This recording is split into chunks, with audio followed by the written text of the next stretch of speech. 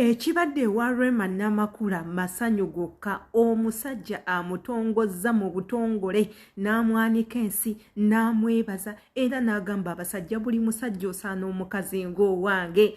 Hey, ye lwaki mbanyumiza ng'obutambi weebuli mubwewulirireko Dr. Hamuza ng'ayogera bino ebigambo si byange wabula ate nga sinnababbanga mbawa obutambi buneeno ntumiddeko ku Kiseka Robert ng'obeera mukono Kiseka Robert weebale kubanga otwekumirako ku programs zonna ze tutisa ku eno channel okola ekintu ky'amaanyi nnyo okuzimba channel eno weebale kwekumirako Kiseka Robert wabula nga ate nammwe abalala abatanaba kumpa bubaka bwammwe nja kubanga mbulinze gwentuma oŋŋambe nkutumire ko oba mama oba tata oba omwagalwawo gwe wasiima oba abaana bo abalungi nze adde tangenda kubeerawo nga nkutuusaako ekyo ky'osinga okwagala wabula ate consider subscribing woba obadde tonaba ku subscribinga kubanga ojja onookoma subscribing n'okwata ku kade ogenda kunyumirwa wamu naffe ogenda kunyumirirwa ddala igwe subscribinga kwata ku kade okwate ku notification bell eri awo waggulu keeko akade gwe kyokimale otuule osirike oninde wabula nga ate mu katambi kano yenze Shila Adita imbatusizaako amawulire ga mwana mulenzi Dr. Hamuza tekako ne mukyala we bano omukwano gubata okufaako obufi nga bwogenda okubanga olaba mu katambi abali Saudi Arabia imbatumiddeko nnyo abali e Dubai imbagala abali e London abali e Qatar abali e Uganda mukafo mwenzalibwa eyewaka namwe mbagala nnyo mwebale kwerekereza ddata katugendeko mu butambi obwa Dr. Hamuza tekako ne mukyala we Rema Namakula wabula nga ate mukijjukire nti omwami ono yabadde agenze emaka okubanga akola hijja munnange ekyo tekisangikasangika ate abagagga bangi nnyo abalina ssente ng'akakantu akatono tebasobola kukakola katugendeko mu butambi obwo ate era tukomewo naye nga tonnagenda jjukira nti yenze Shila Adita ate era eno YouTube channel ojeetaga kyolina okola gye subscribingeko ekigambo weekiri notification bell weeri commentinga ng'okozesa erinnya lyo n'ekifo mw'owangalira oŋŋambe nkutumireko nja kuba nkutumirako omwagalwa katugendeko mu butambi.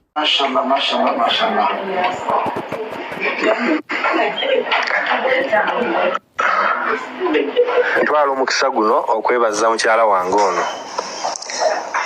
ate nensabira buli musajja ali wano Mungu amuwe omukyala gwawuliriramu emirembe buli omu amuwe mukwano gwe because for me she was my missing piece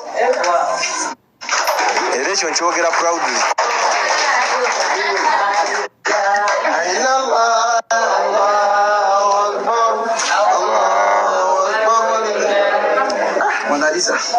Oyo era edduwa zonna zisabye abambadde okumpi ate lisi erinnya eryo badde nga baliwulira ng'edduwa zonna zensaba nsaba Allah abeere ng'azikiriza wabula kyesisabyeko kyakumugattako ekyo sikisabidde wabula nsabye Mungu atuwongere omukwano gwe tulina wakati wange naye tinanoonya emirembe Allah nampa emirembe nga njijja muki so ekyo nkimwebaza era musaba abeere nga atutambuza bw'ati namukoowedde Mungu amutuuse ku nnyumba ey'ekitiibwa era kyemmanyi lwakuba programu yange nagikola abruptly naye ate nga mu mirimu gye mulimu already program ezo zaali zimaze okusetingibwa naye nga inshallah ekyo tekiriiko buzibu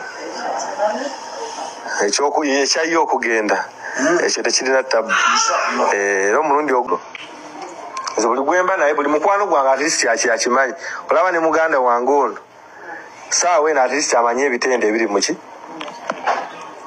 because I'm proud of it era mwebaza nnyo nensaba Mungu ate amumalire amutaasa abalabi bamanyi ne bakola ki ne batamanyi ate amuwangaaze edduwa zino zimusabidde wano nziramu nzire naye nsaba Mungu abeere ng'akola ki akkiriza ffenna abeere ng'atusaasira n'abaana baffe n'abazzukulu baffe naffenna abeere ng'atusaasira bakadde baffe nabo mbeebaza nnyo ak'ensusso nti beebale nnyo okubeera nga batukuzizza mu nkuza gye batukuzizaamu okubeera nga ensi nayo ekola ki etwenyumirizaamu ne musaba aberenga Allah atuwangaza ate bongere okulaba ku biki ku bibala ebyenjawulo. Allahumma amin. So n'olw'obugambo bwo obutono saba munzikirize mberenga nkoma waneeno wahadha. Assalamu alaikum warahmatullahi wabarakatuh. Ekiddako ndooza tugenda kusaala then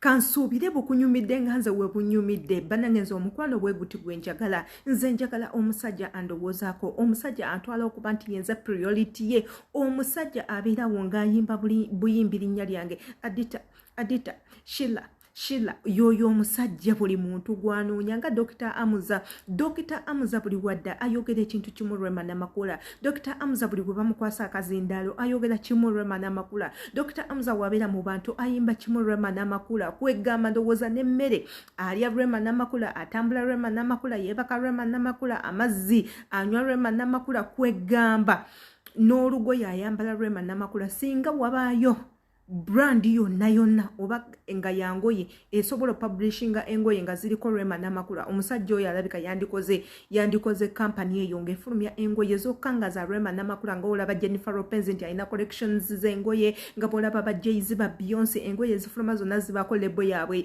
Jay-Z, Beyonce, Jennifer Lopez. Abaana twayambala empale eza Jennifer Lopez zeyajja nazo eza beero nga waggulu ntono wansi ng'erina ekigere ekigazi bwe kiti. Ne Rema Namakula basobola bikola. Omusajja awaanye mukyala we mu lujjudde lw'abantu mu kamera n'agamba Banange, abasajja mwenna mwegomba okwagala abakazi ne muwasa abakazi ne mubateeka ewaka nga babawa emirembe ng'omukyalo wange. Omukyalo wange ampa emirembe, omukyalo wange antegeera, omukyalo wange ambeererawo, omukyalo wange mwenyumirizaamu nnyo abasajja mufune abakazi ng'abo. Naye Banange Rema ng'onootumeza entondo, Rema ng'ononkaabya onjagaza n'okugwa mu mukwano.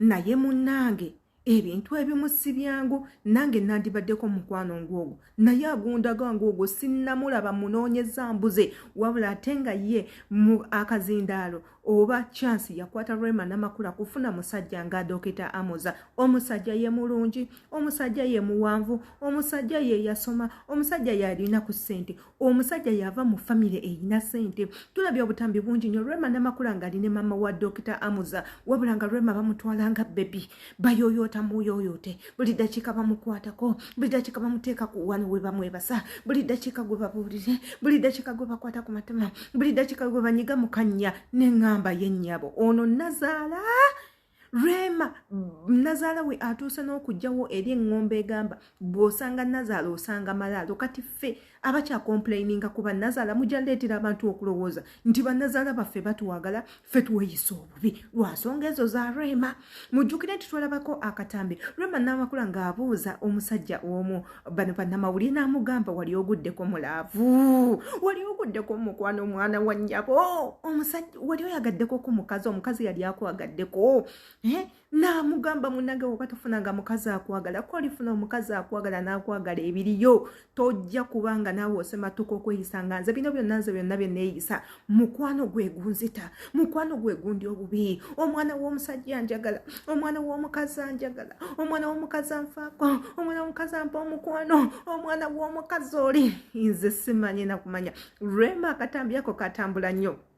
ngali mukuwaana omusajja n'asooka alumya ba ex bonna n'abalaga nti mwe abansookako mwali munzanyisa kye nali nnoonya mwali temukiina nagudde ku mwana w'omusajja omwana w'omukazi ankola byonna buli kimu akinkolera gwe anjagala ebintu ebiriyo biri byenjagala bulijjo okunjagala byonna nabifunye wa Hamuza era n'amugamba naawe konoofuna laavu ng'eyo nkusuubiza ogenda kweyisanga nze inkusuubiza bajja kukukonanga ne kutunga tokyawulira oli wanaba tanaba kwogera tojja kuddamu kuwulira muntu yenna kansuubira nti naawe analaba akatambi kaneeno omukwano gw'ogutyo gw'oyagala oba oli mukazi oba oli musajja ffenna omukwano gw'ogutyo gwe tuwagala gw'okirowoozaako ki kansuubire kyenjogedde kyekituufu mbulira kyolowooza ng'oyita mu komenti awo wansi oŋŋambe ombuulire ntegeere gwe omukwano ogwo gw'oyagala gutya yenze Shila Adeta jjukira nti okusubscribe nga kirungi nnyo era bw'oba subscribinze kirina gye kijja okutwala channel eno